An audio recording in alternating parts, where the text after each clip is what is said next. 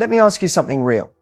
Have you ever found yourself bending over backwards for a man texting first, planning everything, being overly available, only to feel like you're constantly chasing love instead of receiving it? If that hit a nerve, keep watching, because today we're unlocking something that most women were never taught but desperately need in today's dating world: the queen mindset.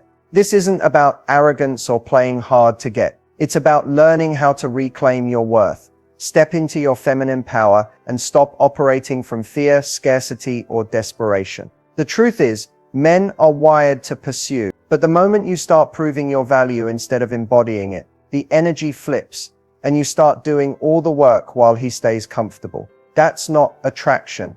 That's emotional exhaustion. A woman in her queen mindset doesn't chase, she chooses. She doesn't beg to be seen. She walks into a room and commands presence, not through volume, but through her vibration. And I want you to know that version of you. She's already inside. She's just buried under the noise of insecurity, people-pleasing, and outdated love advice. So in this video, I'm not just giving you dating tips. I'm handing you the mental shift that changes everything, from how men see you to how you see yourself. If you're done settling for breadcrumbs and ready to be the prize, this is your moment. Let's unlock your queen energy, starting now. Here's where most women get it twisted.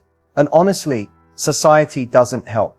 We're taught that being in a relationship is the goal, the reward, the thing that validates us. But there's a massive difference between wanting a man and needing one. And that difference determines whether you attract love or repel it. When you need a man, you're operating from lack. You're saying, I'm not whole without him. I need him to feel secure, desired, worthy. And whether you say it out loud or not, that energy is loud. It's clingy, it's anxious, it comes with overthinking, over-explaining, over-texting, and over-functioning. And here's the truth. No man is attracted to being someone's emotional crutch. It's not love, it's pressure. But when you want a man, it's completely different. That energy is light, open, and magnetic. You're saying, I enjoy your presence, but I don't lose myself without it. That's powerful. That's attractive. A woman who wants love but doesn't need it commands a different level of respect. She's not waiting by the phone. She's not chasing validation. She's building a life that feels amazing with or without a man in it. This mindset shift doesn't make you cold or unavailable. It makes you clear. It creates space for the right man to show up. Not because you begged or bent your boundaries, but because you held your standard and trusted your worth. And when a man senses that you're not coming from emotional scarcity, that's when he starts to lean in. Not because you manipulated him, but because your energy is rooted in self-respect. Wanting a man is natural. Craving intimacy is human. But when you need a man to feel like you're enough, you hand over all your power. And queens don't give away their crowns for crumbs. So ask yourself, is it love I want or validation I'm chasing? This awareness alone can shift everything about how you date, how you show up, and how you're received. Let's keep going, because now we're about to dive into how to actually activate that feminine energy, so the chase becomes his idea. Feminine energy is often misunderstood, and the truth is, it's not about being passive or weak. It's about embracing a powerful magnetic force that naturally draws others in without forcing or chasing. Activating your feminine energy means stepping into your authentic self, honoring your emotions, your intuition, and your natural rhythms. It's about feeling alive and confident in your skin, not pretending to be someone else or trying to perform to get attention. So how do you activate it? First, understand that feminine energy flows when you're relaxed and grounded. Think of it like water, soft, adaptable, yet incredibly strong in its persistence. When you're stressed, anxious, or overly controlling, that energy gets blocked, and your magnetic power dims. Start by tuning into your body. Are you standing or sitting with tension? Is your breathing shallow? Slowing down, taking deep breaths, and connecting with your body awakens your feminine presence. It's about feeling your emotions fully, not suppressing or overanalyzing them, but allowing yourself to be in the moment. Next, embrace your vulnerability as a strength, not a weakness. Vulnerability creates connection. It shows you're human and approachable. But there's a difference between vulnerability and desperation. Feminine energy is confident vulnerability, meaning you can share your feelings while maintaining your boundaries and self-respect. Another key is to cultivate curiosity and playfulness. Feminine energy thrives on lightness, laughter, and joy. It's not about being serious or always on. Allow yourself to be playful, spontaneous, and a little mysterious. That spark of unpredictability is incredibly attractive because it invites others to want to know you more. Also, practice gratitude and self-love daily. When you appreciate yourself and your life, your energy naturally shifts. You don't seek validation from others because you're already validating yourself. Remember, activating feminine energy isn't about changing who you are. It's about peeling back layers of conditioning and reconnecting with your true essence. When you do this, men don't just notice you, they're drawn to you effortlessly, wanting to be in your presence, to chase you, because your energy speaks louder than words ever could. So take a moment, breathe, feel, and step into that radiant feminine energy. You're ready. One of the biggest traps women fall into, often without even realizing it, is making mistakes that push men away, while thinking they're doing everything right. These mistakes aren't about what you say or do consciously. They're usually subtle behaviors or energy shifts that turn chasing into a one-way street, leaving you exhausted and confused about why he's pulling away instead of stepping closer. The first mistake is over-texting or over-communicating early on. It's natural to want to stay connected, especially when you like someone.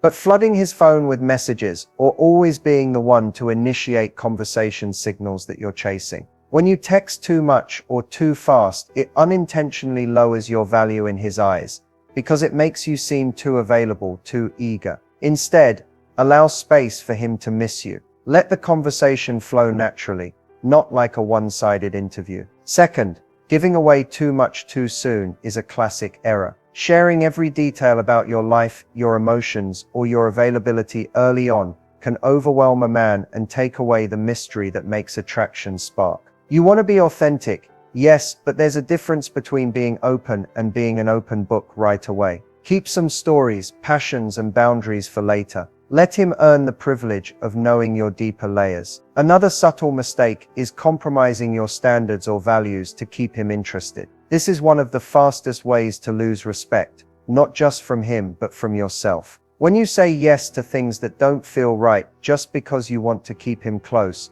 you teach him that you're willing to settle. And settling kills attraction faster than anything else. Instead, hold firm on what you deserve and expect. A man who respects you will meet you there. The fourth mistake is masking your true feelings with fake confidence or overexerting yourself to seem perfect. Trying too hard to impress or hiding your authentic emotions creates a disconnect. Men are drawn to realness, flaws, quirks, and all. When you pretend to be someone you're not, you exhaust yourself and repel genuine connection. Allow yourself to be imperfect and still worthy. Finally, the biggest hidden mistake is not maintaining your own life outside of dating. When you revolve your world around him or the possibility of him, you lose your individuality, which is incredibly unattractive. Having your own passions, friendships, and goals signals that you're whole on your own. That independence is magnetic and naturally invites him to chase, not the other way around. So many women fall into these patterns because it feels safer to chase than to risk rejection or loneliness. But here's the truth.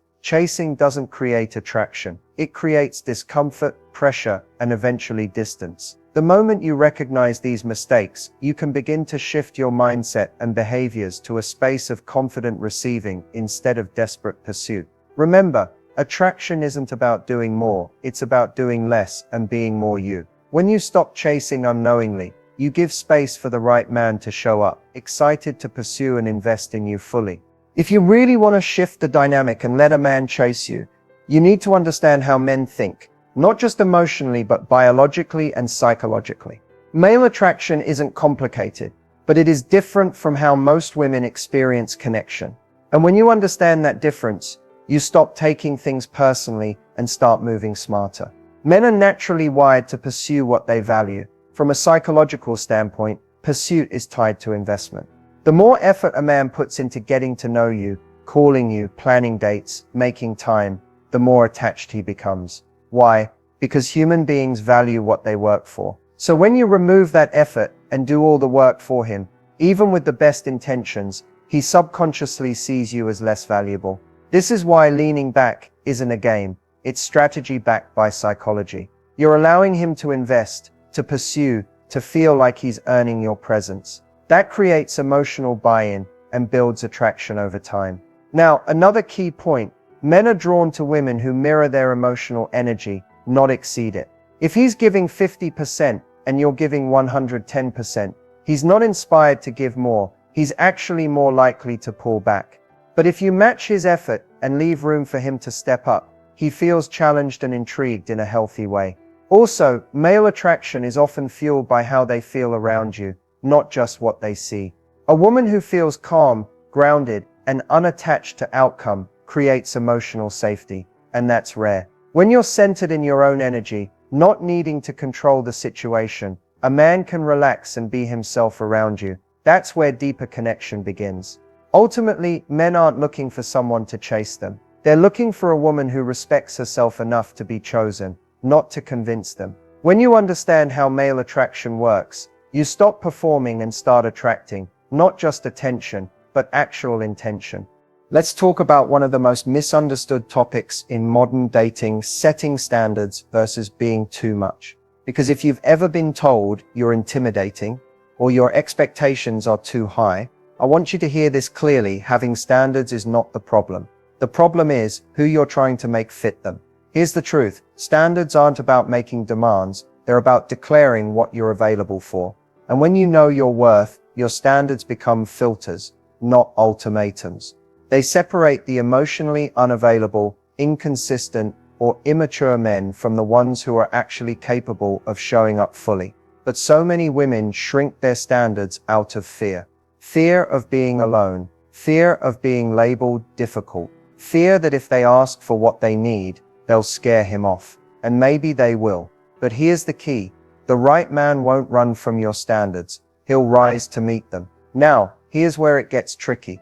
Society has conditioned women to believe that wanting consistency, honesty, effort, and communication somehow makes them too much. But since when did emotional maturity become an excessive request? You are not too much for wanting real love, mutual respect, and genuine effort. You are only too much for a man who wants to give the bare minimum and still be rewarded with your energy. Setting standards doesn't mean creating a checklist of perfection. It means being clear on your non-negotiables. Things like being treated with respect, being prioritized, being communicated with honestly. When you don't have those standards, you start accepting breadcrumbs and calling it a meal. Now let's flip it. Being too much often comes from overcompensating. If you're constantly explaining your worth, over-explaining your feelings, or pushing someone to meet your needs, you may appear as too much because you're giving too much energy to someone who isn't capable or interested in receiving it.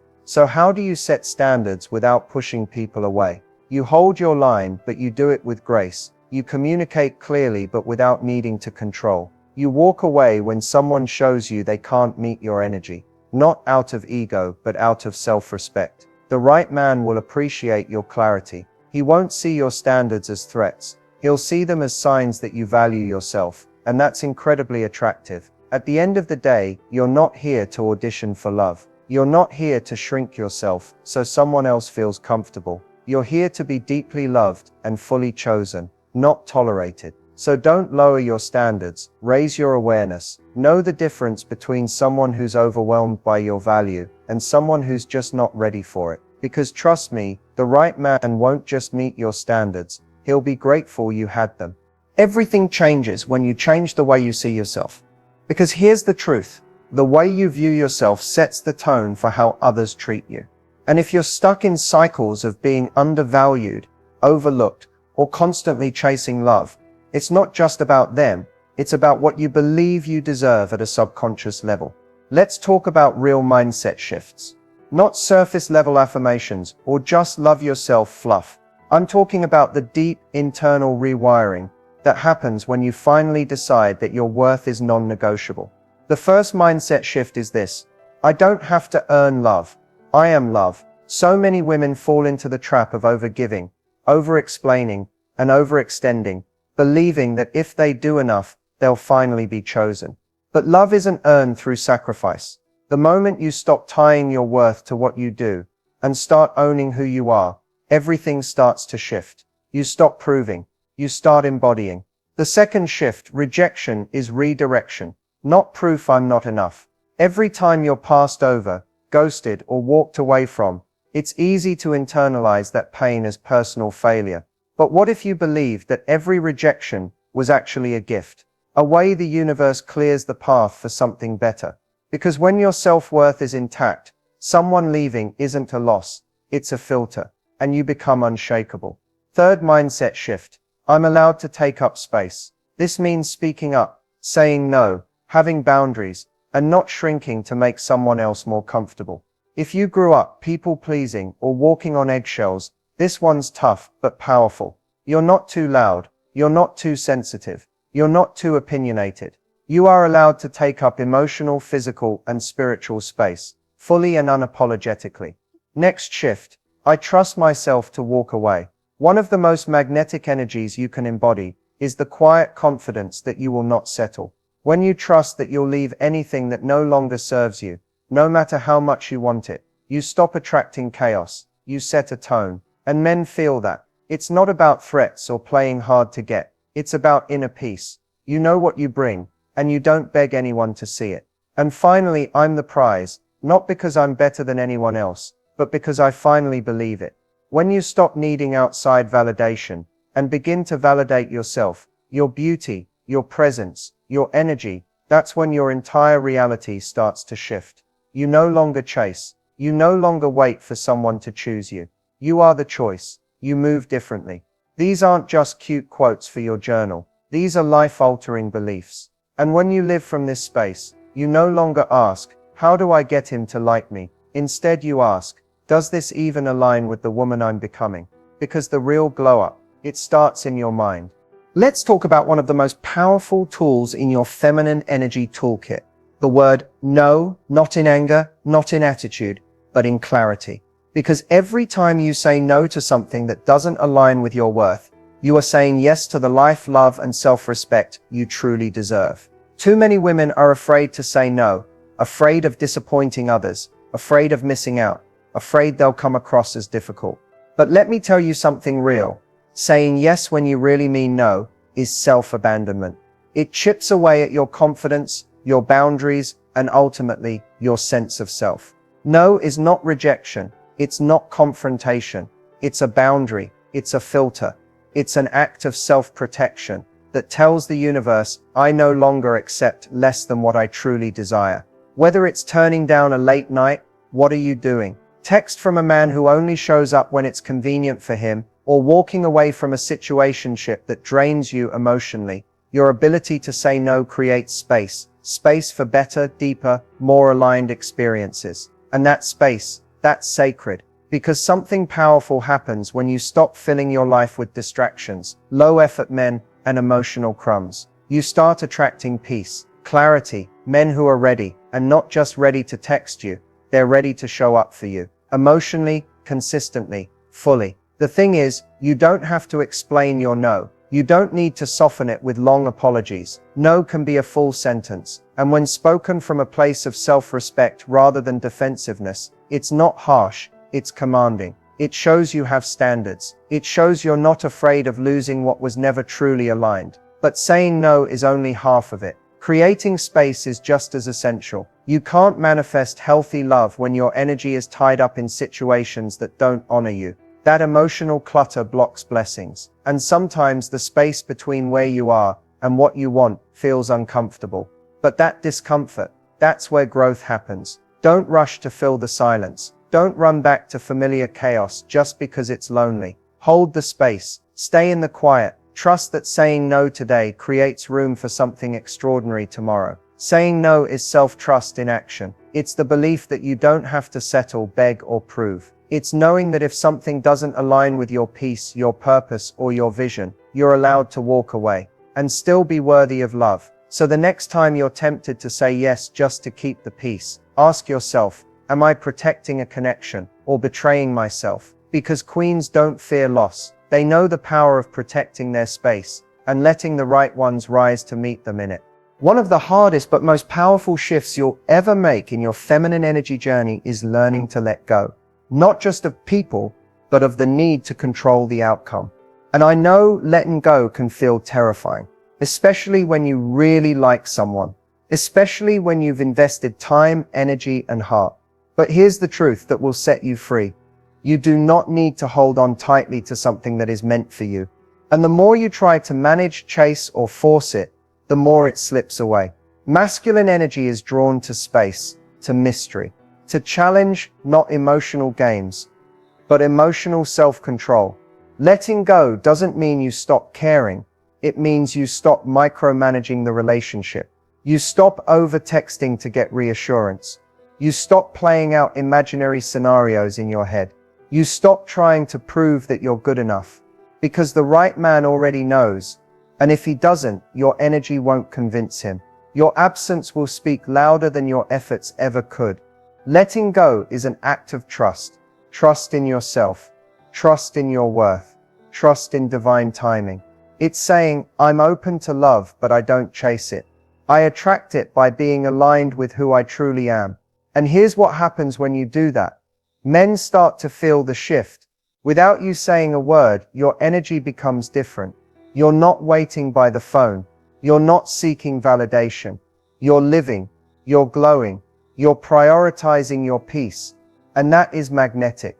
When a man senses that you are content, fulfilled, and emotionally grounded without him, it activates his instinct to pursue. Because he wants to be part of your world, not your world's entire foundation. But this only works when the letting go is real, when you truly release the outcome, not pretend to, while secretly hoping he'll chase you faster. Energy doesn't lie. If you're still obsessing, clinging, or holding on emotionally, he'll feel that, even if you're silent. Letting go also means being okay with losing someone who isn't aligned. And that's not weakness. That's power. It means you no longer accept half-love, hot and cold behavior, or potential that never becomes commitment. You let go, not because you don't care, but because you've finally realized you care more about your peace than his presence.